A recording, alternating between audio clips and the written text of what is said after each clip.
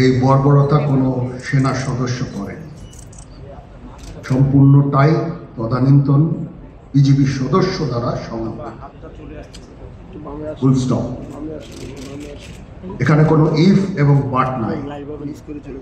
এখানে যদি ইফ এবং বাট আনেন, এই যে বিচারিক কার্যক্রম এতদিন ধরে হয়েছে, 16 বছর ধরে 17 বছর ধরে যারা জেলে আছে, যারা কনভিক্টেড, সেই বিচারিক প্রক্রিয়া ব্যাহত হবে। এই জিনিসটা আমাদের খুব পরিষ্কার করে মনে রাখার প্রয়োজন। এই বিচারিক প্রক্রিয়াকে নষ্ট করবেন না। যে সমস্ত সদস্য শাস্তি পেয়েছে তারা শাস্তি পাওয়ার যোগ্য। এখানে কোনো রাজনৈতিক নেতৃবৃন্দ এর মধ্যে উপস্থিত ছিল কিনা, ইনভলভ ছিল কিনা, বাইরের কোনো শক্তি এর মধ্যে ইনভলভ ছিল কিনা, সেটার জন্য কমিশন করা হয়েছে। কমিশনের চেয়ারম্যান এখানে আছেন, উনি এটা বের করবেন এবং আপনাদের জানাবেন।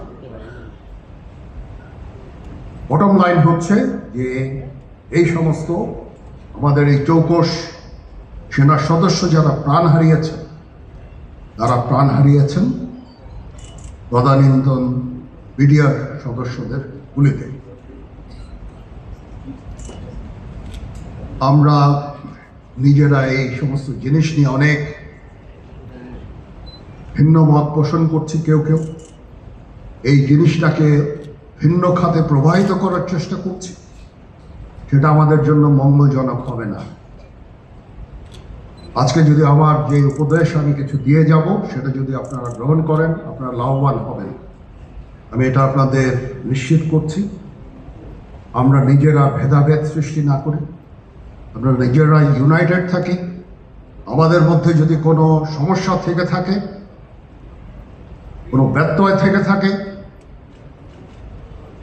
কোনো গ্রিভান্সেস থেকে থাকে, সেটা আমরা আলোচনার মাধ্যমে সমাধান করব। এটার জন্য ডানে বায়ে দৌড়িয়ে কোনো লাভ হবে না, নিজের ক্ষতি ছাড়া কোনো লাভ হবে না। আমি আপনাদের এই জিনিসটা নিশ্চিত করে দিচ্ছি। কিছু কিছু সদস্যদের দাবি যে তারা 2009 সাল থেকে আজ পর্যন্ত বিভিন্ন শাস্তি পেয়েছেন। কেউ কেউ দায়ী করছেন যে তারা অযাচিতভাবে শাস্তি পেয়েছেন। এটার জন্য আমি একটা বোর্ড করে দিয়েছি, একজন লেফটেন্যান্ট জেনারেল সেই বোর্ডের সদস্য। প্রথম ফেজে 51 জন সদস্যর ব্যাপারে আমার কাছে রিকমেন্ডেশন নিয়ে এসেছে। তার রিকমেন্ডেশনের অধিকাংশই আমি গ্রহণ করেছি এবং আরও বেশি আমি দিয়েছি। নেভি এয়ারফোর্সও তাদের এই কার্যক্রম চালিয়ে যাচ্ছে। আমার স্ট্যান্ড পয়েন্ট হচ্ছে, যদি কেউ অপরাধ করে থাকে সেটার জন্য কোনো ছাড় হবে না, বিন্দু মাত্র ছাড় নাই। আমি আপনাদের পরিষ্কার করে দিচ্ছি, it is a discipline force. Discipline ফোর্সকে ডিসিপ্লিন থাকতে দেন। আজকে এই যে দেশের ক্রান্তি লগ্নে সমস্ত বাহিনী, সমস্ত অর্গানাইজেশন বিপর্যস্ত হয়ে পড়েছে। খালি সেনাবাহিনী টিকে আছে, বিমান বাহিনী টিকে আছে, নৌবাহিনী টিকে আছে। কেন? Because of discipline. তারপরেও আমি আমার অফিসারকে আদেশ দিয়েছি, যদি সামান্যতম কোনো সন্দেহের অবকাশ থাকে, কোনো কার বিরুদ্ধে যেই অ্যাকশন নেওয়া হয়েছে, অপরাধী কিনা যদি সামান্য কোনো সন্দেহের অবকাশ থাকে, সেটা তাদের ফেভারে যাবে। এটা হচ্ছে আমার ঢালাও নির্দেশ। সেই হিসাবে বিভিন্ন প্রস্তাব আমার কাছে এসেছে। কোনো কোনো প্রস্তাবে আমি আরও আমার নিজে থেকে যোগ করে আরও বেশি আমি দিয়েছি।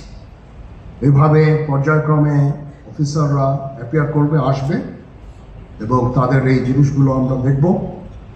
দেখে যদি মনে হয় যে তাদেরকে করার অবকাশ আছে কিছু, অবশ্যই আমরা করব। এটা ন্যায় নীতিতে আমরা প্রতিষ্ঠিত থাকি ইনশাআল্লাহ।